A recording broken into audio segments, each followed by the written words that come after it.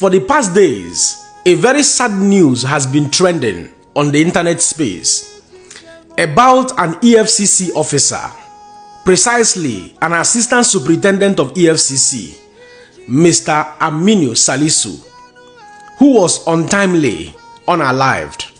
He was unfortunately shot dead, by an alleged internet fraudster while they break into, the man's home in Anambra State.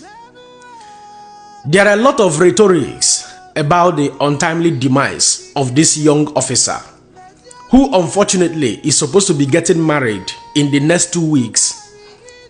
But Mother Nature called for his home return.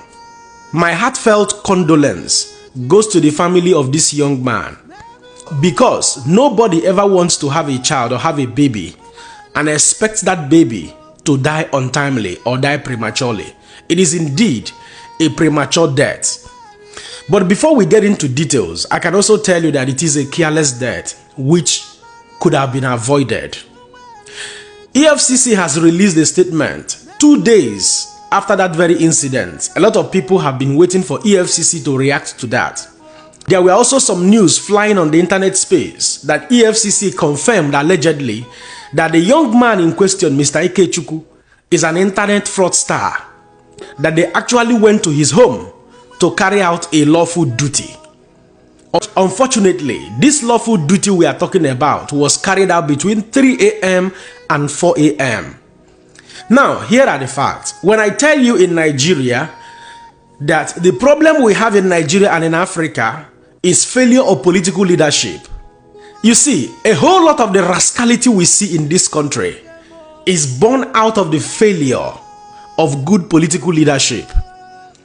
I remember last year in November, I think November 1st or 2nd, when EFCC released a press statement that they have banned, night sting oppression, invading people's home at night.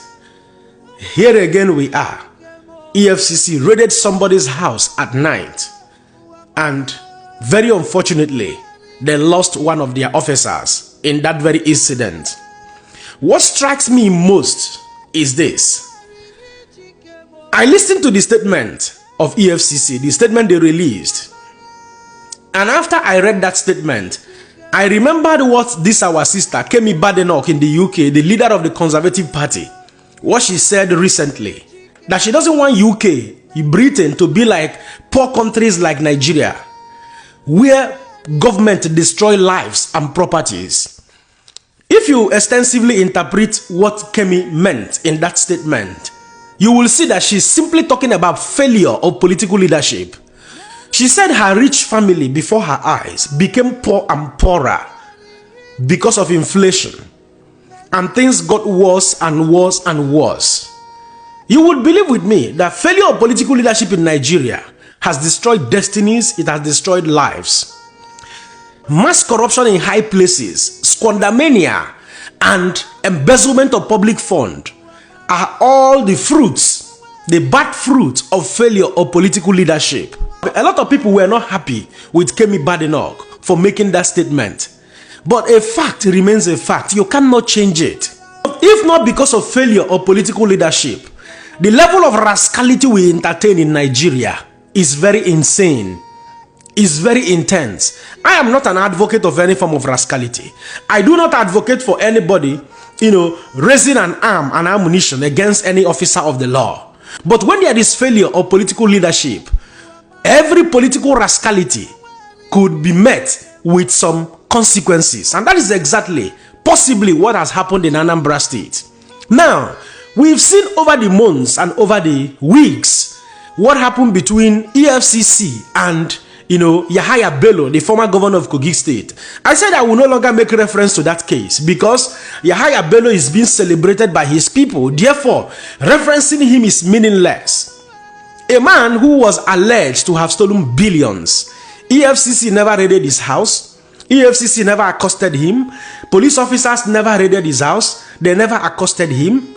But here is Mr. Ikechukwu. According to the statement from EFCC, he is a suspected internet fraudster.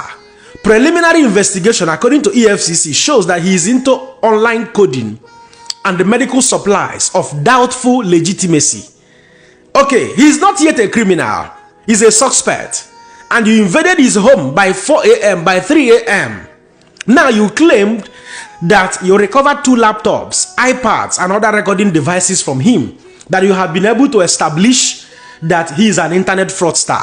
The question is, are you establishing that because of the laptop you recovered from him?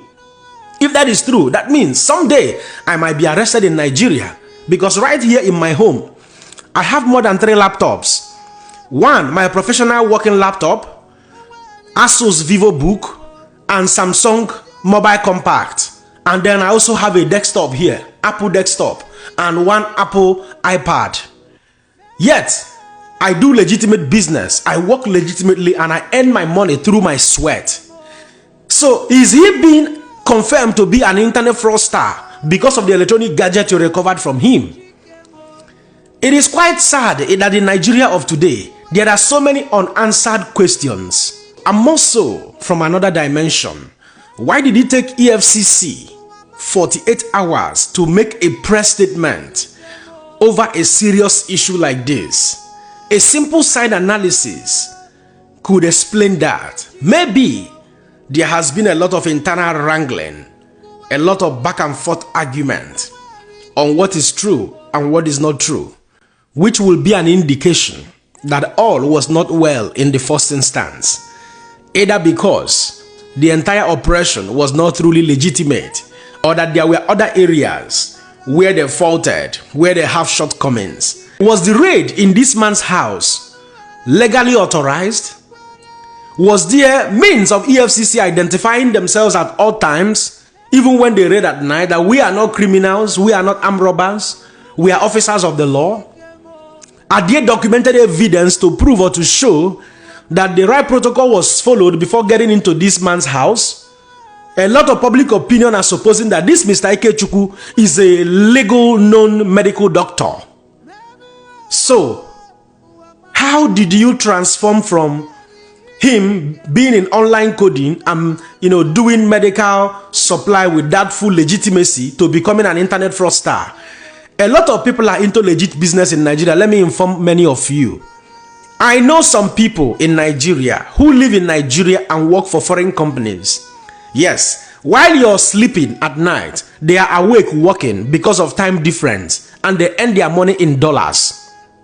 Most of these guys are software developers, data analysts, and the list continues. They are not into any form of internet fraudsters. I know a couple of people who relocated out of Nigeria for the safety of their lives and properties. Legitimate businessmen, but they had to relocate because they claimed or they said that their life is no longer safe. This buttresses further what Kemi Badenoch is saying. Failure of political leadership in Nigeria breeds all forms of political rascality. And that is why we are not making significant progress as at when due, even with all the money that we have. A larger chunk of this money is being embezzled and squandered, and nothing happens at the end of the day.